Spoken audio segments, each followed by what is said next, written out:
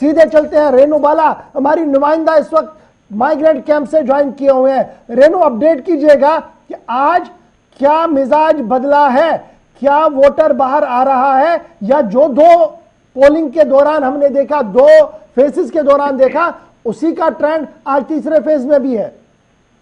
बिल्कुल सर, आपने बिल्कुल सही कहा। अगर मिजाज की बात करूं तो लगातार यहाँ से जो वोटर्स हैं वो बहुत कम की तादाद में बाहर आ रहे हैं। और जब हम ग्राउंड जीरो पे रिपोर्टिंग करते हैं, जब हमारी लोगों से बात हुई तो लोगों का साफ दो टुक शब्दों में कहना था कि सरकार जो ये डीडीसी इलेक्शन के वोटिंग करवा रही है, ये जो इसकी डेवलपमेंट है वो कश्मीर में होगी। और 31 साल से हम लोग जो यहाँ पे विस्थापित की जिंदगी बसर कर रहे हैं, उनके लिए आखिर सरकार ने क्या सोचा है। जो नुमाइंदे खड़े किए गए हैं वो कश्मीर से खड़े किए गए हैं, वो क्या जानेंगे कि जहां हम रह रहे हैं हमें किन किन समस्याओं से जूझना पड़ रहा है। तो ये बहुत बड़ा कारण बनता जा रहा है कि जो वोटिंग जो कम हो रही है। अगर मैं सेकंड फेज की बात करूं तो सिर्फ 7% वोटिंग जो है वो कश्मीरी विस्थापितों की तरफ से डली है। जब हमने यहाँ के लोगों से बात करने की कोशिश की, जो सोशल एक्टिविस्ट है, उनका ये कहना था कि सरकार ने जो एम फोरम को हटाया है ये बहुत अच्छा निर्णय है, लेकिन उसके बावजूद भी जो इलेक्शन है, जो वोटिंग है वो बहुत कम हो रही है। और अगर मैं बात करूं, आज बारामूला, कुलगाम, अनंतनाग, पुलवामा, कुपवाड़ा से जो वोटिंग है वो होनी है।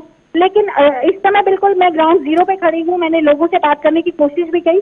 बहुत सारे जो लोग हैं उनका यही कहना है कि हमारा जो यूथ है वो दरबदर हो रहा है, उन्हें नौकरियां नहीं मिल रही। पिछले 31 साल से वोटिंग हो रही है और हम लोग वोट भी कर रहे हैं, लेकिन आज तक सरकार ने हमारे साथ क्या किया, हमारे लिए क्या किया। जब सरकार हमारे लिए सोचेगी, हमारे लिए कुछ करेगी, तो अब हम वोटें डालेंगे। और कुछ लोगों ने तो ये भी कहा कि हम साफ साफ जो है डीडीसी इलेक्शन का बाइकआउट करते हैं।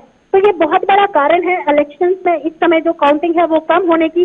बहुत कम जो वोट हैं वो डल रहे हैं।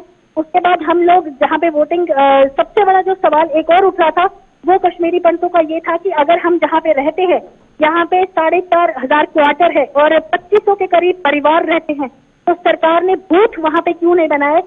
एकदम 25 किलोमीटर की दूरी पे बूथ बनाए हैं। सरकार की तरफ से 3 बसें जो है मुहैया करवाई गई हैं।